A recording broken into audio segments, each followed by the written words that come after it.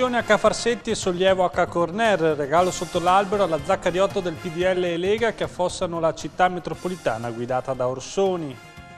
Il re della ristorazione Arrigo Cipriani, cameriere per un giorno a servizio degli anziani soli di Mestre. Babbo Natale abita a San Don di Fossò, andare per credere, si affaccia tutte le sere alla finestra. Ben ritrovati dalla redazione del TG di Televenezia. Sarà riesumato il corpo della 57enne del Lido, Paola Fagarazzi, che ha lasciato al proprio badante rumeno 6 milioni di euro in eredità. Il pubblico ministero di Venezia, Lucia D'Alessandro, ha incaricato al medico legale di Pavia, Luca Tajana, di compiere l'autopsia sul cadavere della donna deceduta 11 mesi fa. Allora sembrava che il decesso fosse dovuto a cause naturali, ma la zia della donna, unica erede, ha messo in discussione il testamento e ha avanzato l'ipotesi di circonvenzione di incapace in forza di una perizia psichiatrica che aveva commissionato negli ultimi anni di vita della nipote. Avviate le indagini, sono emersi sospetti anche sulla morte avvenuta nello scorso gennaio. E chiusura del bilancio comunale di Venezia da Cardiopalma. Se non si trovano 140 milioni di euro entro il 31 dicembre, aumenteranno le tasse per i veneziani nel 2013. Novità sul fronte della torre di Pierre Cardin. Sentiamo. Continua la corsa contro il tempo per chiudere il bilancio del Comune di Venezia in pareggio. In ballo c'è l'aumento di altre tasse per i veneziani, perché se Cafarsetti sfora subirà un drastico calo di stanziamenti da Roma nel 2013. Ci sono novità sul fronte della trattativa per la costruzione del Palais Lumière, però il nipote di Pierre Cardin, Rodrigo Basilicati, è ottimista per il rilascio dei permessi. Ed è possibile, ha annunciato Basilicati, che già venerdì si arrivi alla stipula della convenzione con il Comune per la torre, atto grazie al quale lo stilista staccherà un assegno di 40 milioni di euro intestato al Comune per pagare la metà dei terreni e gli oneri di urbanizzazione. Cardin aveva puntato i piedi e aveva annunciato che senza i permessi non avrebbe scucito fondi, ma l'idea della convenzione lo ha riportato su posizioni più morbide. Il sindaco Giorgio Orsoni è più prudente, ha dichiarato di attendere il parere dei tecnici sulle modalità dell'accordo. Non avrebbe gradito le dichiarazioni rilasciate dal nipote dello stilista nei giorni scorsi, secondo cui Cafarsetti chiedeva troppo rispetto a quanto gli spettava. E intanto arriva anche la benedizione del patriarca sul grattacielo di Marghera. Francesco Moraglia ha dichiarato di considerarlo una fonte di lavoro preziosa per la popolazione in difficoltà.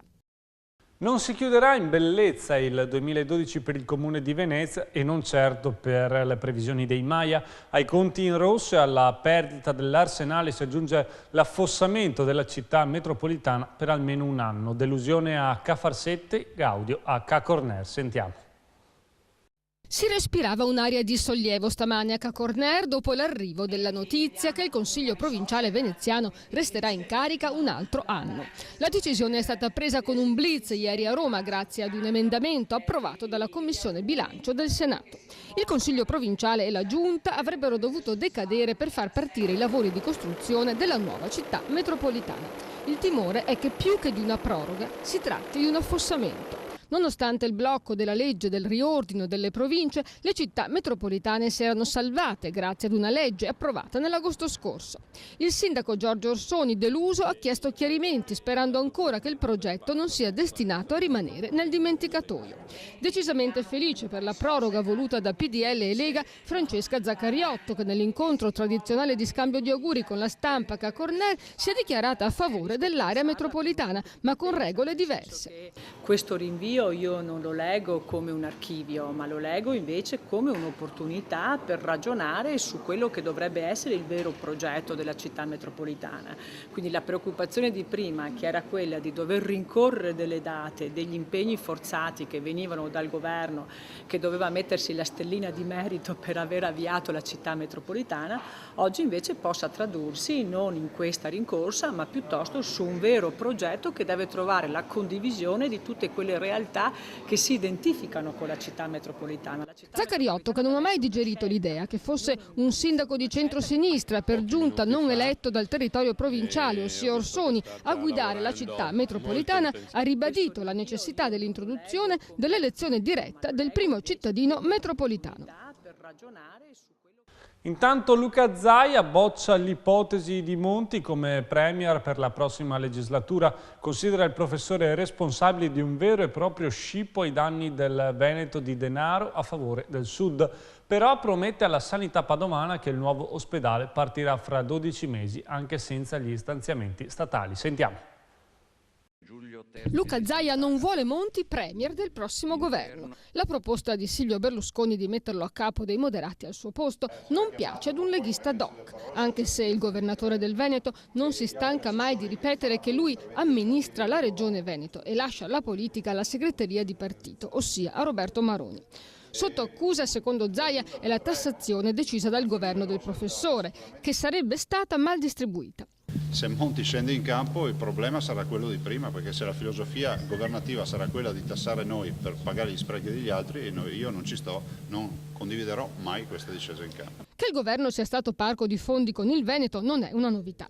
Zaia infatti proprio oggi, annunciando che tra un anno sarà posta la prima pietra del nuovo ospedale di Padova, ha sottolineato il mancato finanziamento dal 2009 dell'articolo 20 da parte di Roma, articolo che prevede risorse per la sanità regionale. Noi speriamo ancora nell'articolo 20, se dopo 3 anni il governo si decide di finanziarlo.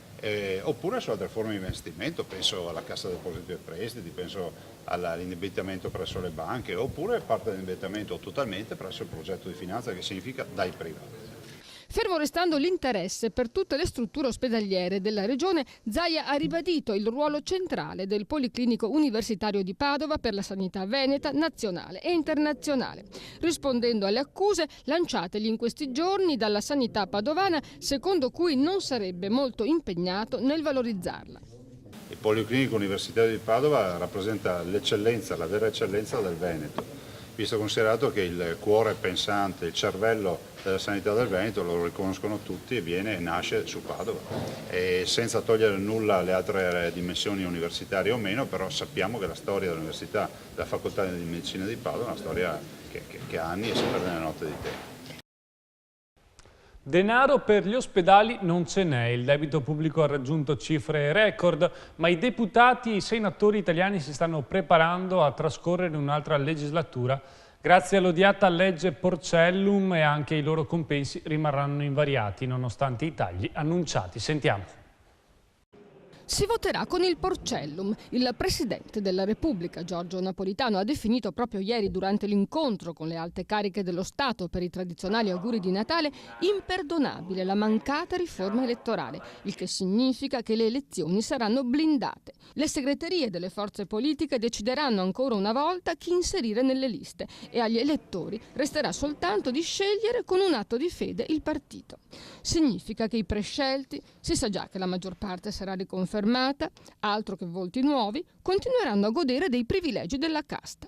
Sì, perché non è vero che le indennità dei parlamentari sono state tagliate. Di concreto, con il governo Monti, è stato approvato soltanto il passaggio per i nuovi senatori e deputati riguardo la pensione dal sistema retributivo a quello contributivo. Ma ogni mese i futuri eletti continueranno a percepire 14.000 euro netti.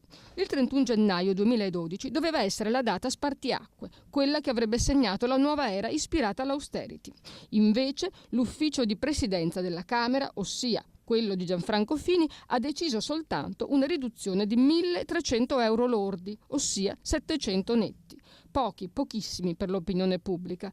Si sappia che non sono stati tagliati nemmeno quelli, perché lo stesso giorno è stata varata anche una novità in materia di vitalizio, secondo cui il passaggio dal sistema retributivo a quello contributivo consente ai parlamentari di risparmiare una quota di stipendio che non deve più essere versata all'INPS e dunque, invece di far defluire questi nuovi fondi nelle casse dello Stato, Fini ha pensato bene di restituirli nelle buste paga ai parlamentari. E indovinate a quanto ammonta questo nuovo regalo? Ai 700 euro tagliati. Lo stipendio è salvo anche per i prossimi 5 anni. Sono quasi 1.200 le imprese al servizio del porto di Venezia. Il dato emerge dall'ultima rilevazione effettuata dall'autorità portuale di Venezia. Lo studio, presentato oggi, ha inteso misurare la dimensione del porto all'interno del sistema economico locale attraverso la definizione del parametro occupazionale. È ovvia anche la risposta al comitato No Grandi Navi. A Porto Marghera infatti ci sono 4.298 occupati in attività portuali, circa 1.700 in attività industriali. A questi si aggiungono circa 1.500 occupati in attività portuali che lavorano in sedi al di fuori dell'ambito portuale. E adesso parliamo di un pranzo di Natale molto speciale. Lo offrono agli anziani alcuni imprenditori mestrini. A servire ai tavoli c'è niente meno che Arrigo Cipriani. Vediamo.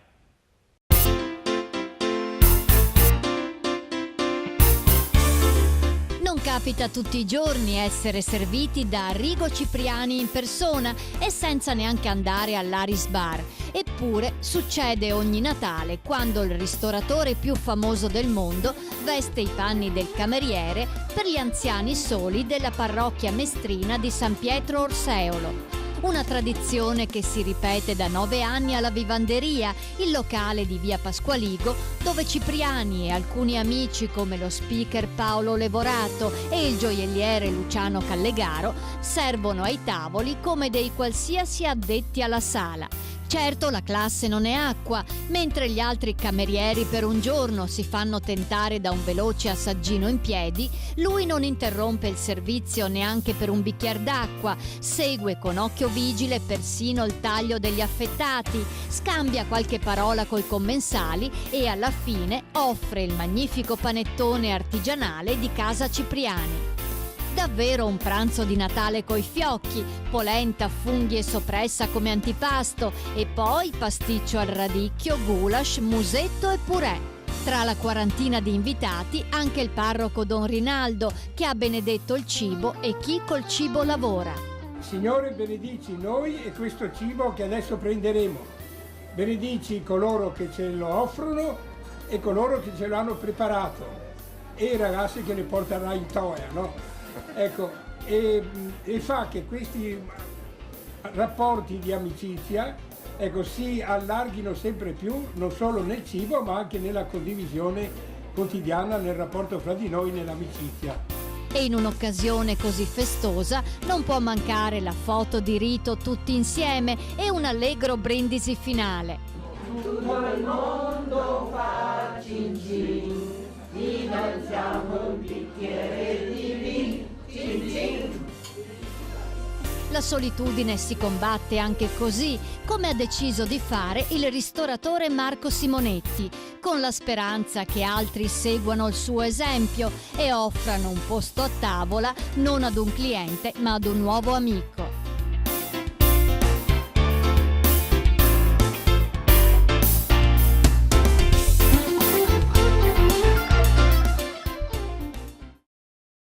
Restiamo in tema di solidarietà parlando di Noemi, una bambina di 4 anni affetta da una rara malattia metabolica e costretta a vivere su una carrozzina con ventilazione assistita.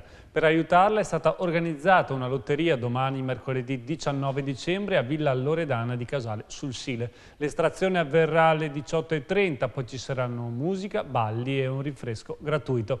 Si invitano tutti a partecipare e ad essere generosi. Il ricavato della lotteria servirà ad acquistare una vettura speciale per il trasporto della piccola Noemi. E oggi è stato un giorno molto significativo perché è caduto l'ultimo diaframma del sottopasso ferroviario del tram. Si è in qualche modo sanata la frattura urbanistica da sempre esistente fra Mestre e Marghera, rappresentata dalla linea ferroviaria. A dirlo è l'assessore comunale alla mobilità Ugo Bergamo nel corso del sopralluogo ai lavori del sottopasso ferroviario del tram, culminati con un simbolico taglio del nastro. I lavori del sottopasso proseguiranno ora con il completo asporto del terreno scavato, quindi con la realizzazione del piano stradale, la posa delle rotaie nei 2 sensi di marcia e la copertura del manufatto lungo complessivamente 300 metri, 160 dei quali appunto sotterranei. E voltiamo pagina. Un pensionato di 72 anni di Monselice prestava denaro con tassi di interesse superiori del 50%. L'usuraio è stato scoperto dai finanzieri partendo da un imprenditore edile in gravi difficoltà che aveva ricevuto in prestito 82.000 euro e che doveva restituire quasi 200.000 euro. Ora l'anziano dovrà rispondere del reato di usura aggravata e falso. Ed ora ci fermiamo per qualche istante di pubblicità.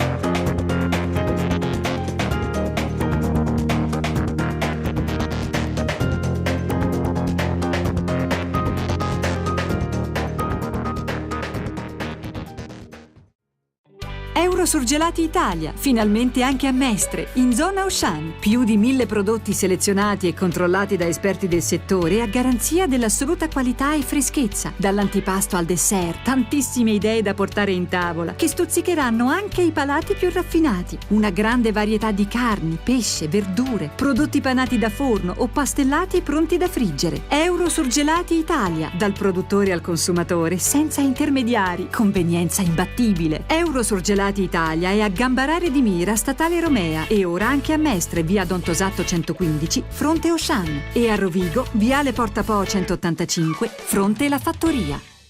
Babbo Natale ha un domicilio segreto in provincia di Venezia. I bambini si piazzano sotto le sue finestre e aspettano che si affacci per salutarli. Scopriamo allora dove si trova questa magica casa di Babbo Natale.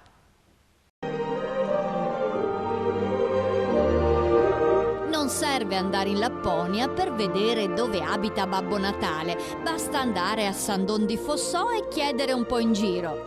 Tutti vi indicheranno qual è la casa giusta, del resto appena comincia a far buio non si può non notarla. Ci sono lucine che brillano sul tetto, sui davanzali e sul camino, e poi un'ampia finestra dove, se si è fortunati, si può vedere apparire proprio lui, Babbo Natale.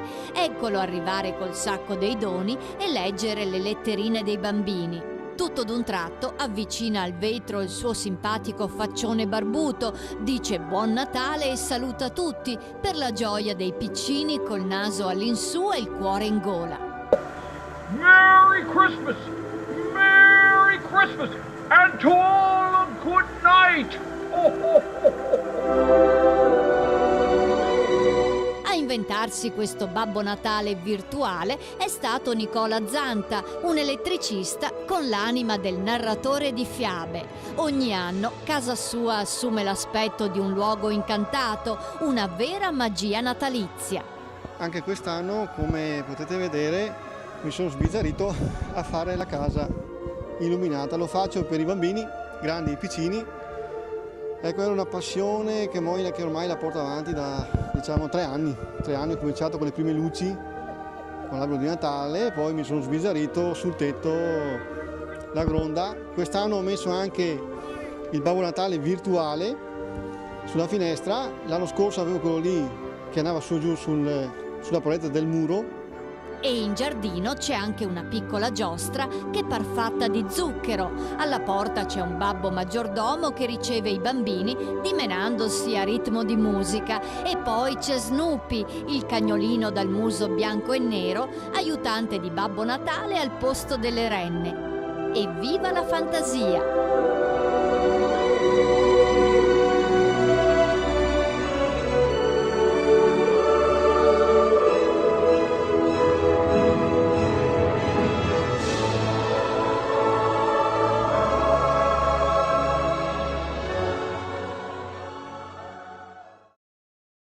Ed ora vediamo insieme che tempo farà nei prossimi giorni.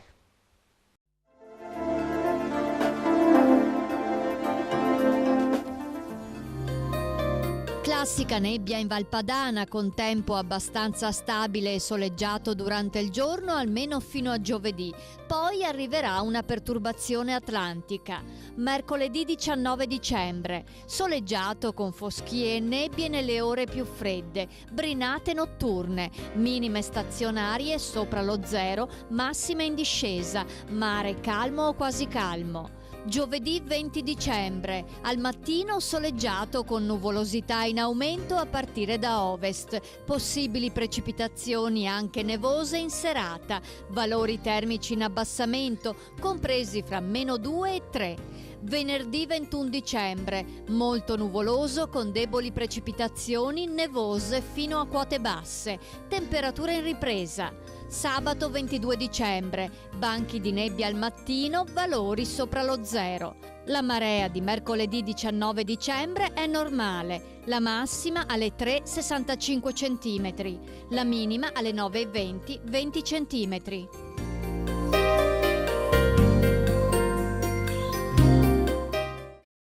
È il momento della nostra copertina finale dedicata oggi alla Ciarastea, il tradizionale canto natalizio portato in giro per le strade del paese. In questo caso ci troviamo a Borbiago di Mira, i cantori sono accompagnati dai musicisti del gruppo Fiori de Succa. Su queste note io vi saluto e vi do appuntamento alle edizioni delle 6:30, 7:30 e per l'informazione serale 19, 20:30 e 23. Arrivederci dalla redazione del TG di Televenezia.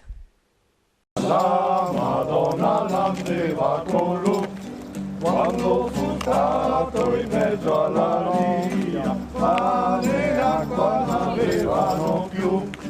La più avanti l'era di un'ora, la Madonna l'aveva gran sen. Nemo avanti, cara mia sposa, la fontana di la trovare. Nemo avanti, cara mia sposa, cataremo una sorta de pan. La più avanti arriva la sera, la Madonna non può camminare. Nemo avanti, cara mia sposa, troveremo un rifugio da star. La Madonna non aveva stracce, niente paese anche così. La si leva il suo bel mantello, fa coprirlo dal cielo sereno. La si leva il suo bel mantello, fa scaldare